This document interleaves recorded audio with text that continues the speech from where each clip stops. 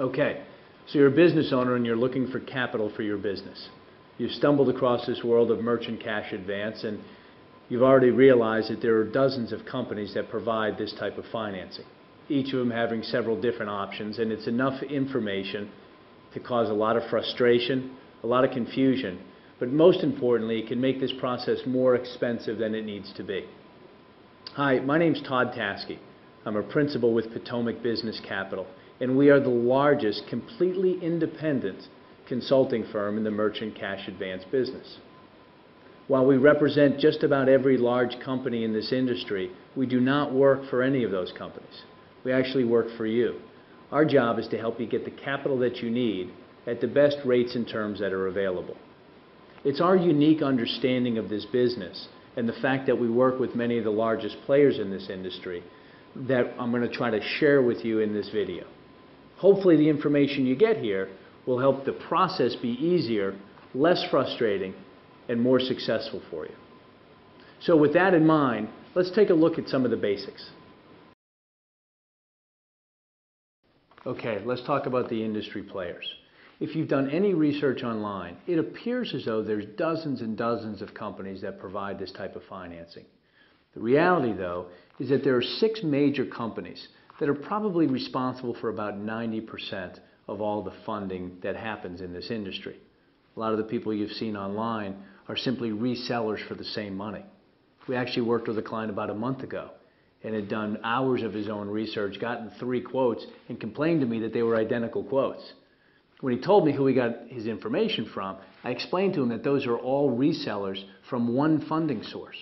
So after all of his time and effort, he'd actually only gotten a quote from one company.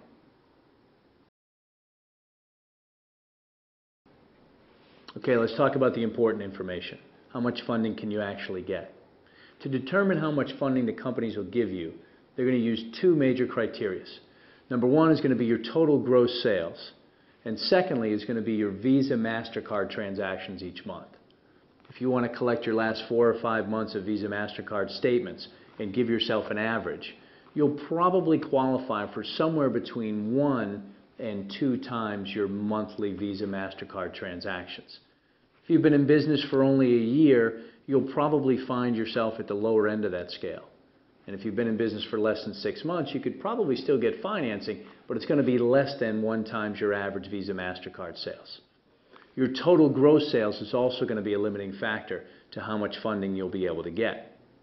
Now this is where industry knowledge is really going to be important, because depending on the company that you go to, they may take into consideration your geographic location, your industry type, your personal credit score, and their current portfolio exposure. So it's hard to know, depending on what other dynamics are going on, exactly how much funding a company is going to be willing to give to you.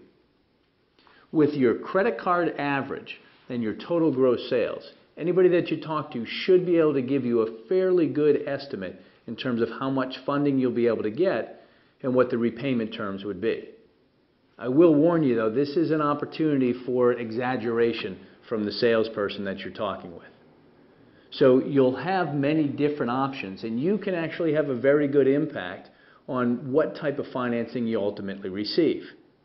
Let's take a look at the different ways you can structure the financing you need. Okay, let's take a look at a specific example.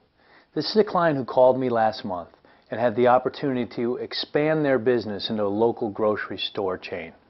To do that, they needed between $20,000 and $30,000 to expand their kitchen facilities.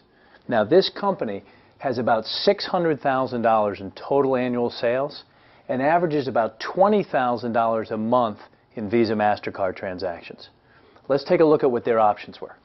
Their first option would provide them with $32,500 in financing. To get that, they would need to use 22% of their Visa, MasterCard sales for repayment, and the total repayment amount would be $48,400. We also had an option to get them $28,000. That would require the same $22,000 of financing from their Visa, MasterCard, but the total repayment amount dropped down to $39,200. That's a difference of almost $9,000 in lower repayment cost. And the difference here was only about $3,500, about $4,500. The third option would give them $20,000, the low end of their range. That would also require 22% of their Visa MasterCard transactions, but the total repayment amount here is only $26,400. A savings here of about $13,000 in lower financing, and they only got about $8,000 less in financing. Now, when you look at three objectively presented options, whatever fits you best will probably jump right off the page. The problem for most merchants is that they only get one option presented to them, and it's hard to make a decision in that environment. In this particular case, the merchant decided that option number 3, which was the low end of his range, would probably fit his business the best. But we could take it one step further because there's still some options from here, depending on how quickly or long they wanted to take for repayment.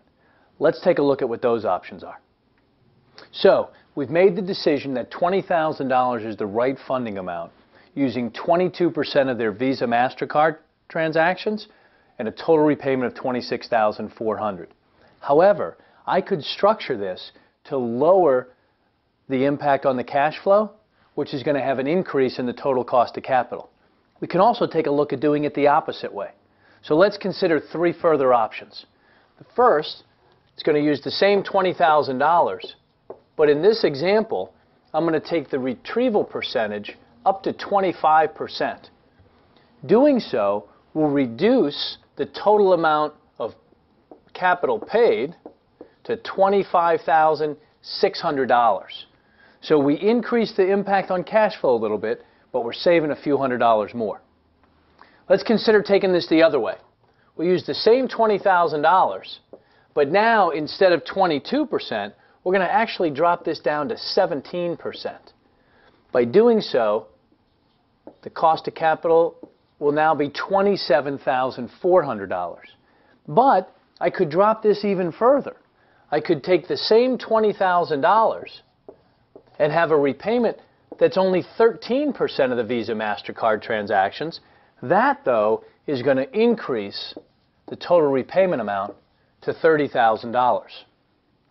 So from that perspective, we can reduce the impact on cash flow, or we can increase the cost of capital, depending on what's most important to you and in your business. So if you can give me your Visa MasterCard transactions and your total gross sales, I'd be happy to plug your figures into this formula and help you determine what options you really have so that you can have a simple decision about what funding fits you best. So that's it. Once you've determined the funding that fits you best, we'll put it through our proprietary system and match you with the best funding source. Listen, I know you've got a dozen things on your to-do list, but it really is pretty simple. With one telephone call and about 4 or 5 minutes of your time, we can take you through this process, help you determine the amount of capital you qualify for, and then help you structure that funding in a way that fits your company the best. So give us a call. I'll be happy to talk to you and help you out as best we can.